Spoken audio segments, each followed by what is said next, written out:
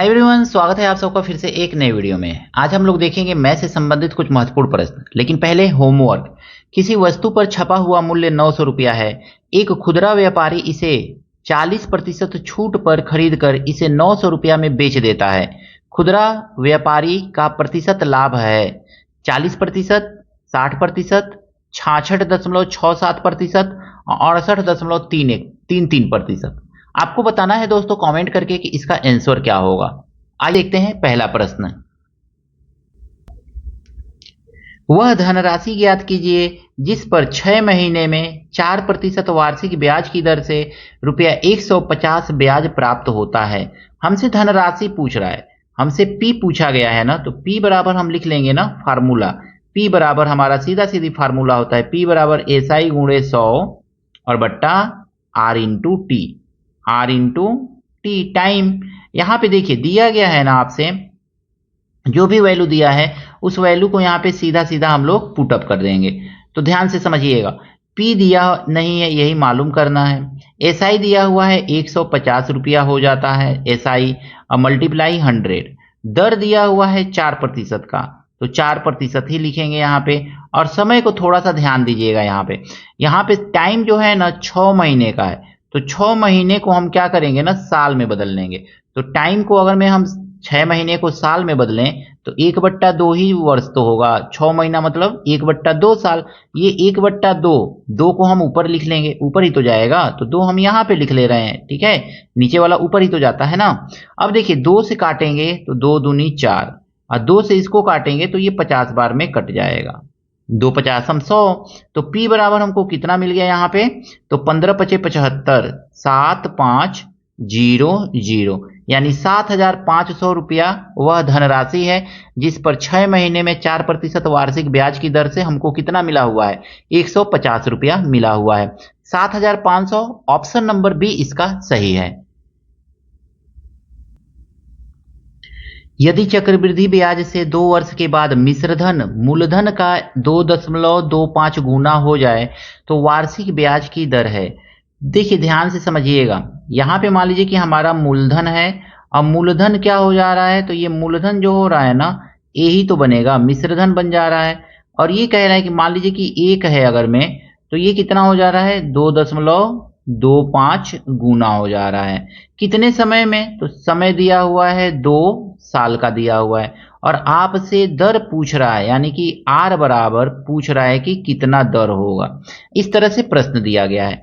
हम यहाँ पे ना सीधे सीधे क्या करेंगे, A/P लिख लेंगे, ठीक है ना। A/P is equal to 1 + R/100, 1 + R/100 पे पावर n लिख लेंगे। बस इतना करना है, इसी को यूज करना है और इसी से सिंपली आपका क्या होगा, क्वेश्चन लग जाएगा। और भी कई ट्रिक है, उसका भी आप यूज कर सकते हैं। A दिया हुआ है 2.25, तो 2.25 दिया हुआ है। नीचे लिखेंगे हम 1 लिख लेंगे पे पावर, कुछ यहाँ पे नहीं है। और यहाँ पे देखेंगे आगे तो 1 और माइनस R/100 लिखेंगे और पे पावर कितना लिखेंगे, तो n का वैल्यू 2 वर्ष दिया हुआ। अब ये 2 यहाँ से हटाएंगे ना तो इधर जाकर के क्या बन जाएगा, स्क्वायर रूट बन जाएगा। और 2.25 का स्क्वायर रूट कितना आएगा, तो ये आ जाएगा 1.5। 15 का स्क्वायर जो होता है वो 2.5 होता है, इज इक्वल टू 1 + R/, हमको कितना मिल गया, 100 मिल गया। अब इस 1 को उठा के इधर करेंगे तो माइनस होगा, तो 1.5 में से 1 को माइनस करेंगे, इज इक्वल टू हमको कितना मिल जाएगा, R/100 मिल जाएगा। अब यहाँ पे देखेंगे दोस्तों ना, माइनस करिए तो 0.5 ही आएगा और मल्टीप्लाई 100 कर लीजिएगा, इज इक्वल टू हमको मिल गया R।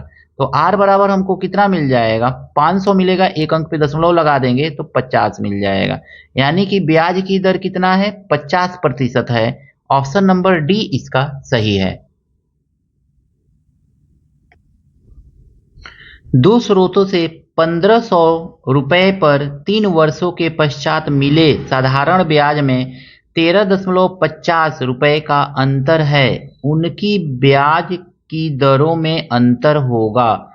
यानी कि हमसे कहा गया है ना यहाँ पे कि SI1 माइनस SI2, SI2 कितना है हमारा, तो ये 13 रुपया 50 पैसा है, 13.50 है। मान लीजिए कि मूलधन मूलधन दिया हुआ है 1500 रुपया। आर हमको यहाँ पे मान लीजिए कि पहला जो दर है R1 है और समय कितना लग रहा है 3 वर्ष का लग रहा है और बट्टा 100 SI1 हो गया ये आपका। और दूसरा में देखेंगे यहाँ पे तो माइनस 1500 रुपया ही है और इस पर क्या लग रहा है तो R2 लग रहा है, ब्याज का दर R2 है, समय वही 3 साल का है। नीचे लिखेंगे 100 और यहाँ पे हम देखेंगे तो यहाँ पे हमको कितना मिल जाएगा इज इक्वल टू 13.50 रुपए का अंतर हमको देखने को मिल रहा है। इस तरह से सिंपली यहाँ पे देखिए 1 जीरो 2 जीरो से 2 जीरो को काट दीजिएगा, फिर 1 जीरो 2 जीरो से 1 जीरो 2 जीरो को काट दीजिएगा। 15 और 3 दोनों में कॉमन है तो कॉमन ले लीजिएगा, यानी कि ये हो जाएगा 15 गुणे 3 कॉमन हो गया। तो बचा क्या यहाँ पे तो R1 माइनस R2 बचा, यही तो बचेगा ना। अब हमको क्या करना है ना, इज इक्वल टू दिया हुआ है आपका 13.50। अब इसको आगे ले जाना है, आगे ले जाने से बढ़िया है यहीं पे काट दें। 15 छके 90, 15 सत्ते 105, 15 अट्ठे 120, 15 नवा 135, तो 15 नवा 135, तो 0.9 आएगा। फिर 0.9 आ गया ना, इस 3 से काट देंगे, तो इस 3 से काटेंगे तो 0.3 आ जाएगा, यानी R1 माइनस R2 हमको क्या देखने को मिल रहा है तो R1 minus R2 equal to हमको 0.3% देखने को मिल रहा है। यानी दोनों ब्याज की दरों में अंतर कितना है 0.3% का अंतर है दोस्तों। ऑप्शन नंबर सी इसका सही है। एक व्यक्ति ने 12 वस्तुएं 12 रुपए में खरीदकर 1 रुपया 25 पैसा यानी 1.25 रुपया प्रति वस्तु के भाव से बेच दिया, उसका प्रतिशत लाभ है। यहाँ पे देखेंगे ना तो अगर में हम सीपी देखें तो 12 वस्तु 12 में खरीद रहा है तो एक वस्तु का सीपी कितना हो जाएगा तो एक वस्तु का सीपी 1 ही रुपया तो आएगा, 1 रुपया हो जाएगा। लेकिन बेच कितने में रहा है वो तो एसपी देखेंगे तो वो बेच रहा है रुपया 1.25 में बेच रहा है। उसका प्रॉफिट कितना होगा यहाँ पे तो प्रॉफिट अगर में देखेंगे तो प्रॉफिट इज इक्वल टू हो जाएगा उसका एसपी माइनस सीपी, तो 0.25 रुपए का प्रॉफिट हो जाएगा।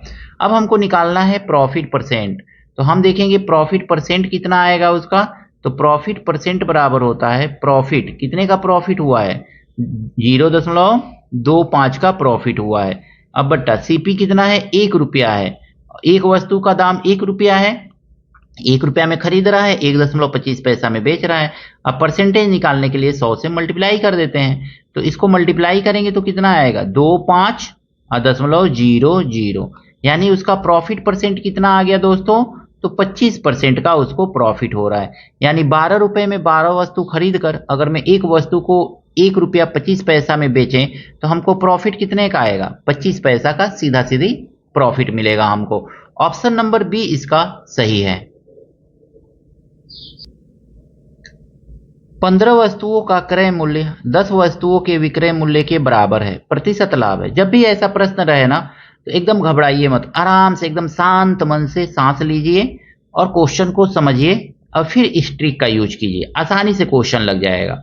15 वस्तु का सीपी, बस क्रय मूल्य दिया हुआ है तो 15 वस्तु का सीपी जो है वो किसके बराबर है तो 10 वस्तु के एसपी के बराबर है। बस कुछ नहीं करना है, एकदम आराम से क्वेश्चन को कीजिए।